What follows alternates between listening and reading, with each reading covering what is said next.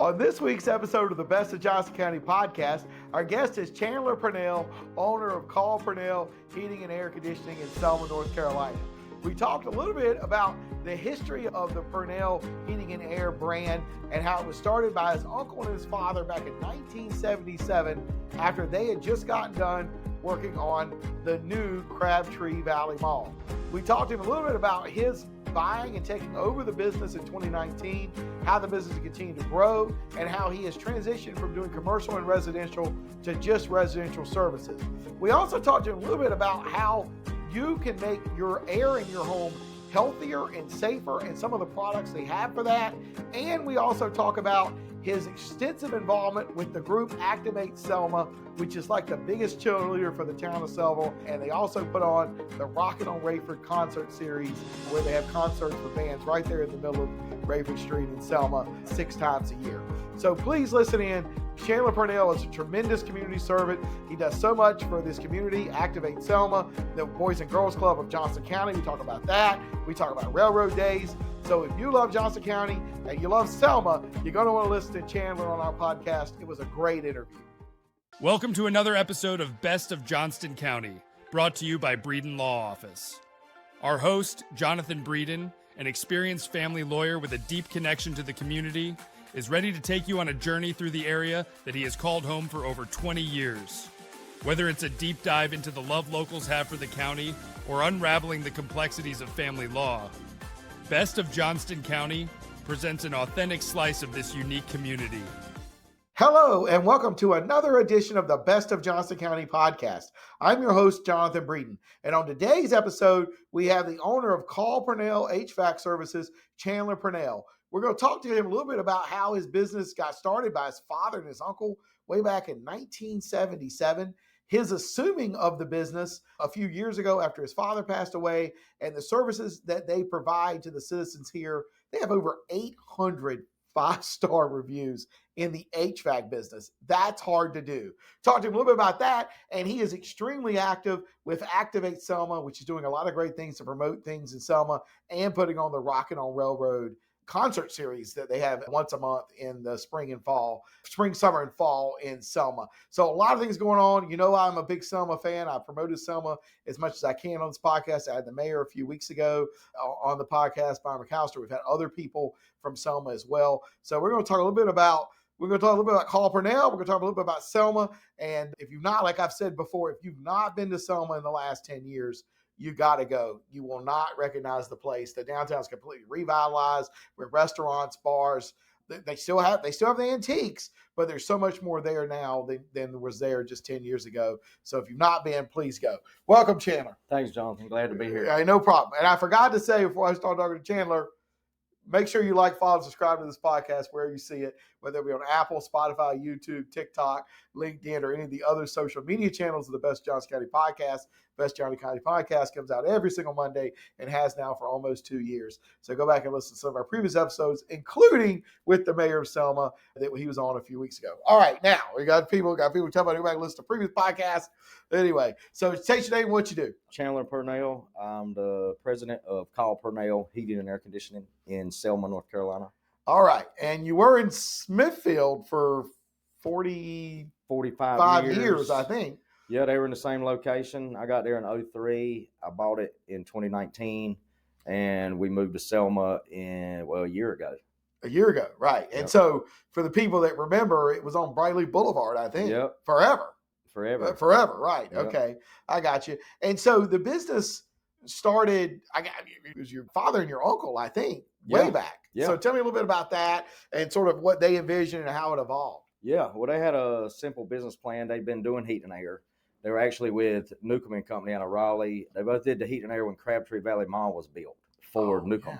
Yeah. Yep. Okay. And so their parents lived in Smithfield. My granddaddy was on the tobacco market with K.R. Edwards, and they wanted to start their own company. So just like any tradesman with skills, they started their own company. And it was going to be real easy. Jimmy was going to do service. My dad was going to do sales.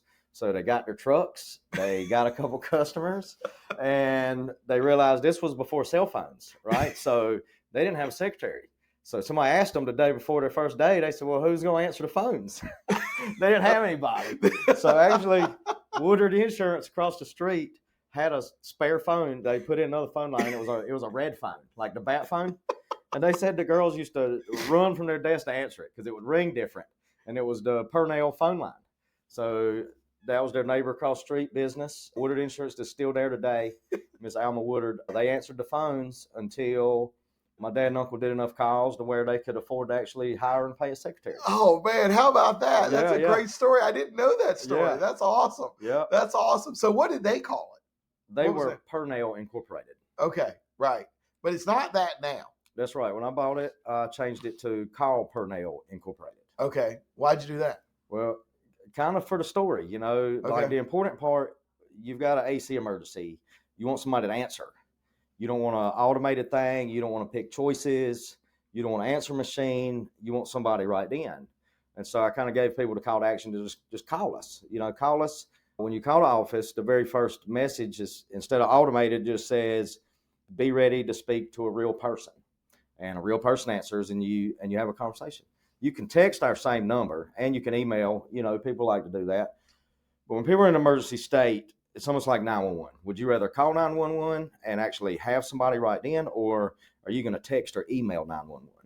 You know, and when it's hot and you're in a crisis or it's cold, the comfort is having somebody answer. So I wanted to emphasize that we answer, and it tied into them the importance of having the ladies across the street answer the phone. You can't do calls if you can't answer calls. Right. Yeah. No, that's right. Well, Yeah. and that's one of the things I've prioritized here is getting the phone answered. I have 3 or 4 people whose job it is to answer the phone, return phone calls. Yes. And if we're not here, I have an answered service. So we have live answering 24/7, because if you're going through a divorce, child custody situation, you need an attorney. It's an emergency, just like if your air goes out, it's 110 degrees. So I get it. I think answering the phone is the most important thing any small business can do. And, you know, we had Kareem Canston, who bought a chain of Little Caesars, and he was on a few months ago on this podcast. And he said the number one thing he did to double his Little Caesars was they were not answering the phone. Yeah. The previous owner had told the employees, don't answer the phone.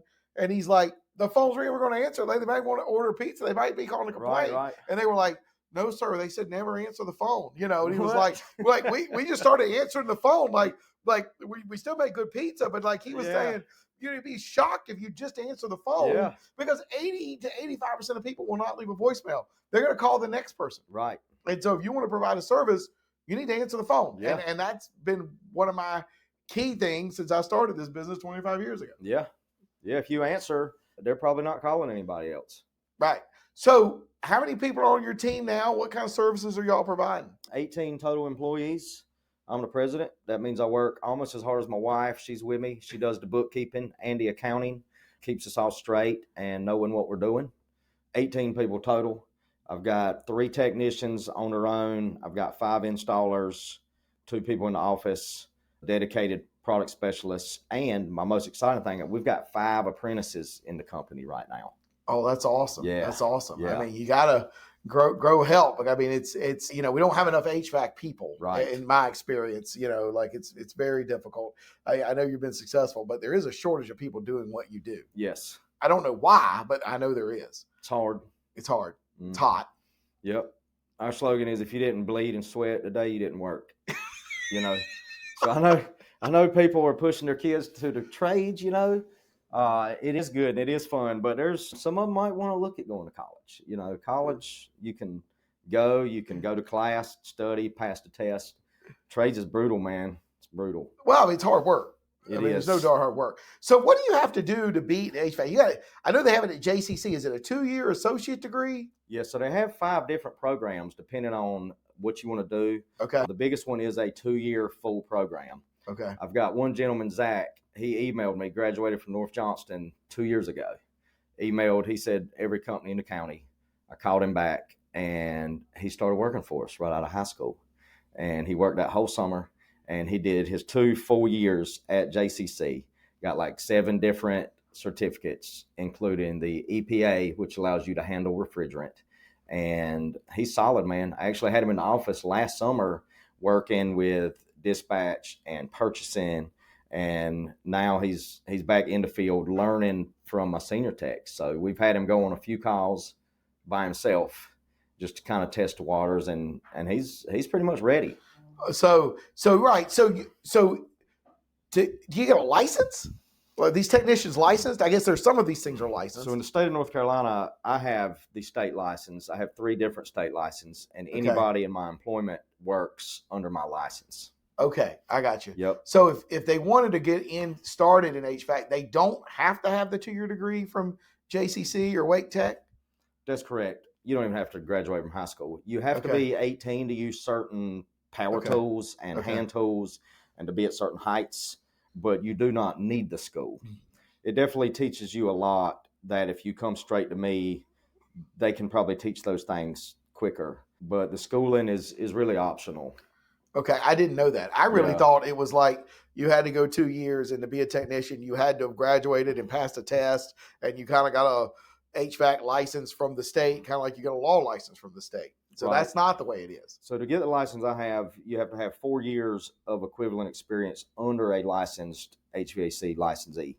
Okay. That can be 2 years of school and 2 years in the field, or 4 years in the field. Okay. It's 8,000 hours. So that's about, 4 full-time years. Right. So Zach being in school for 2 years and working for me for almost 2,000 hours during those 2 years, he only needs 1 more year, and he can sit for the licensing exam. You need a license to install units. That's what I'm talking about. I knew there was something you had to have a license for. Yeah, but they all work under, I'm the licensee. I have to supervise and sign off on every new unit installation we do. Okay. All right. So you primarily do residential now. Yes. Previously, your dad and your uncle, they did commercial, they did Cisco. I mean, they did a lot of big stuff. Yeah. But you're not doing that. You're doing residential. Yeah. Why is that, and what are the services you should provide? I like residential homeowners. They're friendly. They appreciate you. I mean, my guys get all kinds of tips, man. Brownies, cakes, lunch, cash. They love you. They love you. You go to a business, a lot of times that business has business conducting. I mean, what if the AC man came in right now and was like, hey, Mr. Breeden, I need to get to this vent over y'all's head. That's not really something you would be looking forward to right now, right? You've got your own plan going, and that's going to mess with your business. So it's a different environment. We do some commercial, like we do the Boys and Girls Club, and we do churches, because that's residential, right? That's Jesus' house. I know you've always said that's Jesus' house, no doubt about it. So y'all provide, I mean, you do all types of HVAC. You do installations, you do replacements, you do duct work, you have maintenance plans, right? Yep. Why is it so important to have a maintenance plan? Well, because you use your air conditioner a lot. I really try to consider ourselves really a maintenance company, right? We'll install new units, we'll do repairs and install parts, but really we want to maintain your quality of life, your comfort, your energy efficiency, your indoor health. And so as a maintenance company, we want to maintain those things and keep the units running. And so people do have the annual plan where we come out twice a year, we check the unit, we clean it. The 2 biggest enemies to an air conditioner is really nature. It's dust and it's vibration, right? So you got this big machine and it's shaking inside because it's compressing refrigerant. And you got dirt passing through the coils because it's in the air. And so these things get dirty. We give them a special bath, especially like right now after summer. This thing, it's worked 24 hours a day for weeks straight, right? And so all the air that comes through it, also the coils trap that dirt. And man, we can spray it with our non-acid based foam cleaner. And I mean, it's like a muddy waterfall. It's almost like if you washed your hair after being in the woods for 4 months, you know what I mean? And saw all this stuff fall out. And I'll tell the customer, you can stand out there and watch us do it. And if you don't think you're getting your money's worth, you won't have to pay us. And they watch this go on and they're like, wow. Because, we drink this bottled water, but we breathe air more than we drink water. So back in the 70s and 80s, I mean, if it was a little cool, a little warm in the winter, they liked it. But now we were born with air conditioning, right? We were born into it. It's in our cars. We go from an air conditioned house to an air conditioned car to an air conditioned office. And so people have become very dependent on it, right? They need it. They got to have it. And especially in the South, we deal with moisture, humidity, mildew, those kind of issues. So it's kind of like going to the dentist. You don't want to go because a tooth fell out. You want to go to keep your teeth in, right? And so that's kind of what it's like. Right. Well, and y'all do some specialty services that not all the HVAC companies do. I know you do whole house humidifiers. Yep. Talk about why you might want that and how that works. Yep. So there's humidifiers and there's dehumidifiers. In the winter, especially people moving here from up north, it's really dry, in the winter. Your skin will get kind of ashy. You need lotion and stuff. Your lips crack. So it's helpful to add a little moisture into the air in the winter. In the summer, we'll do whole home dehumidification because of all the humidity. Kind of a day like today, it's not hot, right? It's not scorching like it was 3 weeks ago, but it's raining, it's humid, it gets muggy. And so you need that dehumidification to keep it comfortable and to keep the mildew and stuff from growing. So is it the same machine that does both, or is it two separate pieces of equipment? It can be both. A lot of our units have the dehumidification built in, where on your thermostat you see a temperature, but you'll also see a relative humidity. Your base unit is only based on temperature. So if it gets down and it reaches that temperature, it turns off. The ones with dehumidification, they'll go into dehumidification boost mode and do ultra dehumidify. Okay. Now, you also do whole house air filters. Yes. Right. What is that, and how's that different than the air filters I try to change every 3 months but seem to forget at my house? Right. Yeah, so the filter you put in, its original design was to protect the unit, keep big things from getting sucked in and getting into the fan blades and stuff. If you have allergies, asthma, or sinuses, you need a little more than that, right? Because particles still go through. And so we'll do a filter. It's usually at the unit. We do recommend just a basic filter at the wall. And if you really need more filtration, put it at the unit. Because even though it may say it's a 3-month filter, it catches more stuff and it builds up in like a month. Okay, so these whole house ones are at the unit, not in the individual filters in the house. Right. Okay. And so where in the unit do they go? You usually won't ever see it. They go right at the unit. Okay. Are they the same size, 20 by 25, or is it like I've got it at my house, or are they smaller? They're the same, like square, okay, like 20 by 25, right, but they're 4 to 5 inches thick. Oh, geez. Okay. Well, the one I'm usually doing like a half inch thick. Right. So how often do those have to be changed? With new duct work, only once a year. With older duct work, twice a year. If you got a lot of pets, 3 times a year. Okay. And y'all do that as part of the regular maintenance? Yes. Once you put in this whole house air filter? Yep. Okay. Have family law questions? Need guidance to navigate legal challenges? The compassionate team at Breeden Law Office is here to help. Visit us at www.breedenfirm.com for practical advice, resources, or to book a consultation. Remember, when life gets messy, you don't have to face it alone. All right, what are some of the other specialty services that you do that other HVACs don't do? I know you do the humidifiers, and I know you do the whole house air filters. I know you rework ductwork sometimes. I mean, why would you redo the ductwork? So ductwork's a specialty of ours. It takes a science to it based on each room. A lot of houses around here, you may see one unit that's got the downstairs and the upstairs. The minimum code doesn't really enforce much design. It just enforces that it be insulated and that it be sealed. But in terms of the room, you got this big room.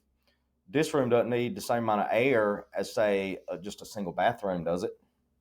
Right. Okay. So you don't want air for the size of this room pouring into that bathroom. And so we'll actually design it and balance it for mainly energy efficiency. I mean, I know these towns and, they talk about high utility bills. A lot of it is the ductwork. I mean, you turn the AC on your car, get on I-40 and roll the windows down. Is the AC going to feel like it's working that great? No, because you got the windows down and all that. So same thing with ductwork, right? You got this big unit that's making cold air, but your ducts that take it to the rooms are all loose, and it gets rid of the air in the crawl space or in the attic before it even gets to the rooms. Okay. Well, I didn't know that. That was interesting. Yeah. So we'll talk about a couple things. Mistakes people make in HVAC. The number one mistake, I think, is they don't have regular maintenance. Another mistake I think people make is they put the thermostat too low when it's hot. Talk about that. I mean, these units they're good for, they're designed for what, 25 degrees, 30 degrees off of the outside temperature? How does that work? So the state licensing board requires that we size it in Johnston County at a 17-degree temperature difference. Okay. Meaning that if it's 91 degrees outside, which they consider the average temperature, they measure it at Seymour Johnson Air Force Base and they measure it at RDU Airport. And they've done that every day on the hour since the Civil War. And they know what these average temperatures are. right? And so they tell us if it's 91 degrees outside, this air conditioner has to be able to get it to 75, which means at 101, you're going to be kind of lucky to get the 80, right? So with the newer technology, we're able to size them bigger for these really hot days without worrying about what it's going to do on these average days. So a lot of times somebody might think they need a bigger unit, and they might. We'll run the load calculation, we'll get them a bigger unit if that's what they need. But a lot of times the unit's fine. It's just not getting into the rooms. So instead of spending the money on a bigger, new, expensive unit, we can look at it and see that maybe if we do something with the ductwork, we can save you money on the cost, make the unit last longer, and bring down your utility bills. Okay. And the thing is, these units, they can only do what they can do. And if you make it too low, it's going to put too much stress on the unit. And maybe the unit's going to wear out sooner, or the compressor's going to break or something like that, right? Yeah. And so you will never hear me tell you what to put your thermostat on, right? Okay. This is America. You got choices, man. That's your thermostat. You put that thing where you want to. What people don't know is that just because you bump it down, it's not like they see in your car. It's not working any harder. All it does is tell it to stop when it gets to this temperature. So whether it's on 72 or 62, it's still going to run until it gets to that temperature. The best thing you can do is find a temperature that you're happy with. And that's if you live by yourself. You put more than one person in a house, buddy, forget it. You know what I mean? Because those two people are always going to be, you got an office here, you don't have to answer, but my guess is everybody's not comfortable at the same temperature. Right. So you might deal with that in the marriage counseling. They call it thermostat wars, right? We'll see. Yeah. Man, we'll see sticky notes on thermostats. We'll see, they ask us to put a padlock on it. So the thermostat war, man, I stay out of it. You try to stay out of thermostat war. You put that thing wherever you want to. We've had some of those here at my office, and we've got programmable thermostats. Yeah. They are programmed, and what the employees here don't understand is once you start changing it, then it's off the program. Yeah. And you don't change it back or get it to run the program again, and it's 73 degrees here on Saturday, and there's nobody here. Yes. And so anyway, so believe me, we've had those discussions about, oh, yeah, don't touch the thermostat. I don't even tell my wife what to put the thermostat on. Right. So anyway, you actually do HVAC. So anyway, well, let's talk a little bit about Activate Selma. I know you're extremely involved with that. This is like I see it as like a big cheerleader for the town of Selma. Yeah. How did it come to be? How did you end up getting involved in it? Man, so it's a really good movement. And the number one thing I say about it is just pure. It's not economic, it's not political, it's not affiliated with anything other than you have a choice to be somewhere. We have a weekly meeting on Wednesdays from 9 to 10, and this week's meeting was at JR's cigar outlet, which is one of the very few buildings left in the country that you can actually smoke inside, right? They've got a lounge where you can sit there and smoke cigars or cigarettes. It's been there my whole life. And so where I got involved was they were going to have the meeting at the Boys and Girls Club of Johnston County. It was currently the My Kids Club. And Gene Kelly just called and said, hey, this meeting's here. I want you to come say a few words about the club. So I did. The next week, they had it at Mitchner Station, the original train station. And I was like, well, I've never really checked that out, so I'll go to that. The third meeting was at On Beat Drum Ministry. This dude, he's a preacher at Selma Baptist. He's got like 8 drum sets in there. And his church ladies go around and pick kids up and bring them in there, and he teaches them drums for free. So I'm like, man, I really want to check. So next thing you know, there's 4 or 5 meetings. I've been coming to every meeting because I wanted to check these places out. I live in Smithfield. My business was still in Smithfield. And I started falling in love, right? And Cindy Brookshire, one of the founders, she wrote a book called The Heart of Selma. And it's got 12 stories in it. On Beat's in there. The mayor, Byron McAllister's in there. The mayor at the time, Cheryl Oliver. I know Cheryl. Yep. It got started during her reign. And all of these stories, man, it's 12 stories. The ice cream shop, I could name them all. Get the book. Because you'll literally laugh and cry in every single story. And it just hooked me. It hooked me, man. I was hooked. Like, I just found myself going back there. Okay. Right. And so what does Activate Selma do? I don't know. That's the beauty of it. No, it's cool. No, so there's 3 emphases. So the mission statement is we don't complain, we take action. which, to me, that's the definition of a mission itself. You're taking action. And so sometimes we may not know what to do, but we keep getting together, right? And when I say it's pure, what I mean is I feel like Jesus is involved a lot, because you see these things just kind of come together, right? And it's got its hips and valleys where it might not see like something big happened lately, and then all of a sudden something big happens, Right. And so I think the consistency of the Wednesday meeting is free. You don't have to be invited. Anybody in the world can come and just meet the neighbors. And what we're trying to do there is bring business owners with citizens that live there and just do something.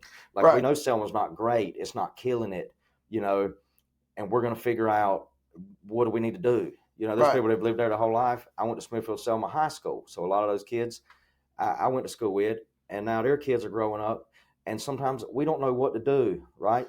But we know we want to do something. Right. Well, and I mean, y'all have done a lot. Like, one of the things is you have the Rockin on Raiford concert series where you have bands in the middle of Raiford Street on Thursday nights, I think, very similar to the Sundown thing in Benson. And they've done it off and on in Smithfield, and Clayton has the concerts on the town square. Yep. Y'all are doing those in Selma now. I think it's on the, second or third. It's on Thursdays. Second or third Thursdays of the month. Yep. Maybe the second Thursday of the month. Anyway. Yeah, I get it mixed up. Yeah, September's will be September 18th. Okay. That's on a Thursday, and it'll be the Band of Oz. Okay. Which is, very well known throughout the state. So that's the major other part of Activate Selma is the concert series. It was started by Jeffrey Hamilton, who works at the Rudy, the theater in Selma, who brings in, busloads of people from all over the state and other states. So that's kind of like the musical hub. They have bands almost every weekend. They do their own shows. Right. They have the Christmas Jubilee coming up here in a couple months. Right. And so him and the founders of Activate Selma got together. At first, they just put their own money in it. They said, hey, let's get us some bands. We'll hire the bands. And now it's turned into 5 straight concerts in a row, March through September, completely free. Bring anybody. And the businesses have come together, a lot of the businesses in downtown Selma and, the outer part of Selma. And the town's really on board too. People don't realize it's not a town event, but the town cooperates with setting up the street, the electricity, things like that, if you don't have that from the town, you don't have a concert. Well, and Activate Selma is very active on social media. I know you're one of the people that helps sort of coordinate that and has done a really good job of promoting the businesses that are in Selma, just like I've tried to promote the businesses in Selma with this podcast as well as any business in Johnston County is why I do this podcast to promote businesses. And I think they've done a really good job with it. I know that Railroad Days is coming up. It's the 50th anniversary. It's going to be the main thing is on the weekend of October 3rd, 4th, and 5th, the Railroad Days Parade, which I've been to and thoroughly enjoy. It's going to be that Saturday morning, October 4th, downtown Selma at 10:30 a.m. I think the lineup starts at 9:30. It's one of the better parades. I love parades. And when my kids were little, I went to lots of parades. Yeah. They've gotten older. They don't want to go to the parades. I go by myself now. But when they were little, I used to go to the Railroad Day Parade because they'd have clowns and the Shriners and all of that stuff. Yeah, and I'd also go to the Mule Days Parade and stuff like that. So, but there's a carnival. I mean, there's tons of vendors and small businesses, I know that's not Activate Selma. That's more of the town thing, but it's still the same thing, promoting Selma and bringing people to downtown. Yeah. Yeah, we're trending. I mean, my wife and I will celebrate 15 years of marriage this year. And the day we got back from our honeymoon was Railroad Days. And she'd never been. She's from Wayne County, so I brought her over there. And I mean, the line to get a hot dog, because there was no restaurants, there was a hot dog food truck. And we kind of joked around. It ain't even Railroad Days. It's Railroad Day. Right. You know what I mean? It was one day and there was a few people. And here we are now. This is the 50th one. So it was big time. And they've made it like a week long. Right. And so the hope there is that, look, here's Selma. You ain't been here in a while. Come back. Right. When there's a festival, you can come back without having to worry about. There's plenty of stuff. So we invite everybody. Oh, it's great. It's great. And the Boys and Girls Club, which I know you've been involved in, I've been a big sponsor of them. You have too. You give a lot more time than I do, but I do try to sponsor all of their events.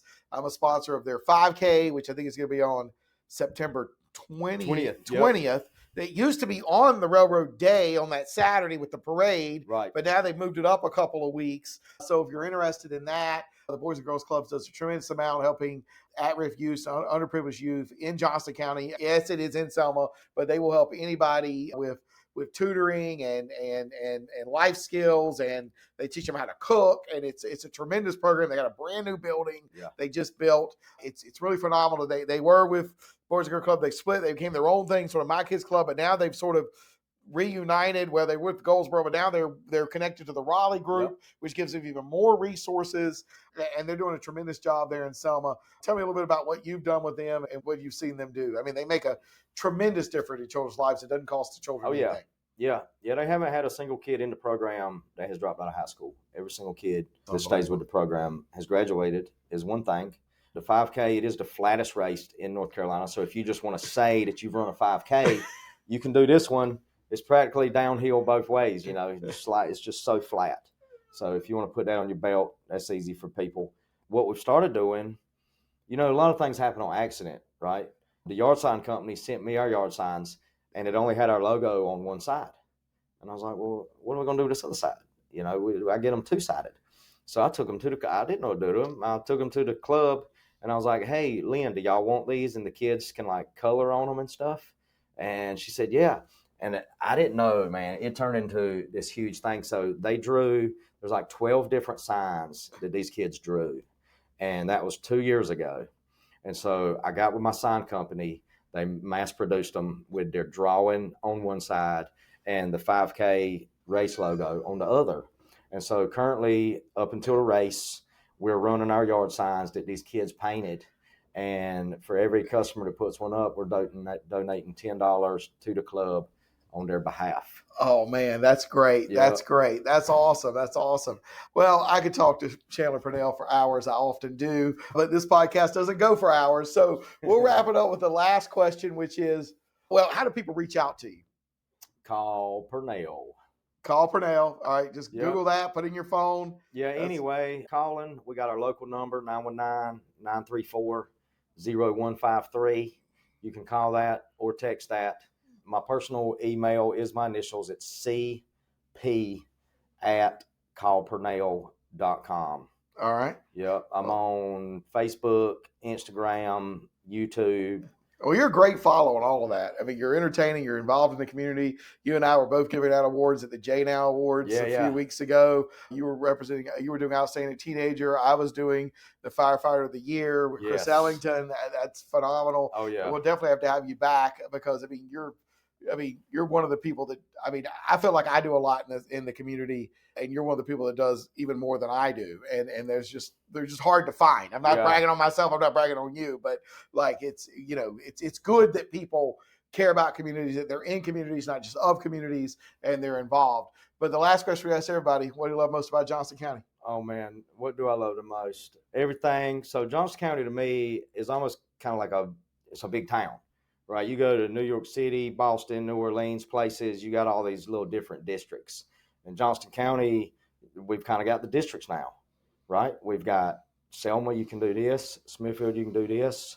4042's this. Y'all got a Snoopy's here. I didn't even know that. Yeah, we've had that for many years. Yeah, so now I know, that's what I love about it. I come to Jonathan's place, and I saw something that we love and go to Raleigh for that now I know is 15 minutes down the road, man. So it's kind of like the buffet, right? You got all these different flavors all under the same roof. That's true. That's true. Well, we'd like to thank Chandler Pernell and Call Pernell for being our guest on this week's episode of the Best of Johnston County podcast.